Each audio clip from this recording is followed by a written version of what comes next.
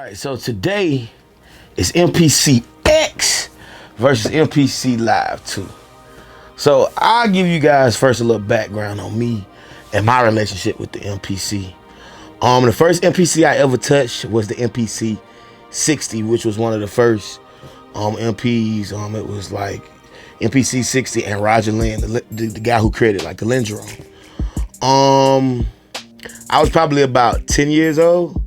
My sister, she's a little older than me and she sings, and she was going back and forth to the studio, and the guy in there, his name was Kenny, and Kenny was making beats on his drum machine. And I just seen bro would hit a pad and you hit like a snare drum, you hit another pad like a wind chime, and I was just like, what the fuck is that? And how do I get one of them? And we talking about like 18 years ago. So that MPC 60 was like $5,000. So I knew it was nowhere in hell that I was going to be able to get a $5,000 drum machine at 10 years old. Well, we fast forward just a couple years up, my parents, they were going through a divorce, and I was able to get me a couple of items out of the situation. So I got me an MPC 2000 XL.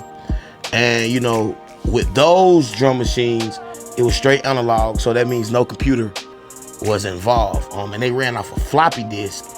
And because I'm only a 11, 12-year-old kid, of course, I got the cheapest one that I could get, and it wasn't blowed out. So I didn't have enough memory to like chop long samples and stuff like that. But by that machine not being blowed out and I had short sample time, it forced me to be more creative. And with creativity comes more inspiration to make music. And so, you fast forward up a little time, I was able to, do a couple things to, invest in myself.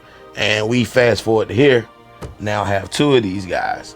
The MPC X, it kind of reminds you more of like the 3000. It got the 3000 look. The screen is touch screen. And it's like a hybrid, if you must say, because you can do standalone, which is creating the same way I was creating when I had the 2000, but you can also plug it up with a computer and use it, with the modern technology to do cool, creative things. The Live is a smaller version of the X. Of course, with the X, you have more inputs and outputs, more MIDI capabilities, a lot more functions. The boards are bigger, so I can type in more. I can type in numbers. I got a lot more space, and I got bigger hands, so having more space and more things spread out, it works cool. Whereas this is a compact machine, but being this is a compact machine, I'm able to travel around with this more. And the bonus that this guy has is it has a speaker built into it, and as you see, neither one of these are plugged up. But watch this. This one comes on because this one is ran off of a battery. So I could be in a plane, I could be in my backyard, and I can make an idea and then just save it on the flash drive. Whereas with this one, I would have to be in a studio or somewhere plugged up with power.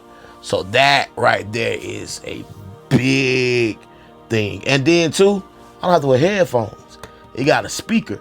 Now, of course, you can't push the speaker that much with low end and stuff like that, but the speaker has enough drive into it to where I can sit down and chop up an idea. You know what I'm saying? So if I had to choose one, I would say get them both. I know that's crazy because I know everybody can't afford to get them both, and hell, I didn't even get them both at the same time. I got this one. And what happened was I thought the power cord was broke. So I was like, oh shit. And I didn't feel like waiting or what have you. So I was like, well, let me just go get this one or what have you. And then I'll see about getting this one fixed. And what's crazy was I thought the drum machine was broke, but it was really the power cord. So I ended up with two. And then once I had them, I was like, I'm not returning them. I'm keeping them both. So just buy one and get one. But I would say if you're kind of like debating on which one to get, they really do the same thing. It's just less parameters. It's more dialing. It's more dialing stuff in and clicking it here, and opposed to everything spread out, and then more audio, more audio channels. If you're not doing any like recording stuff in with modules and nothing crazy like that, you can do the same job that you're doing over here with this right here. So just whatever your budget can afford, you're not going to go wrong with either one. But if you can get both, and or over time get both, get both.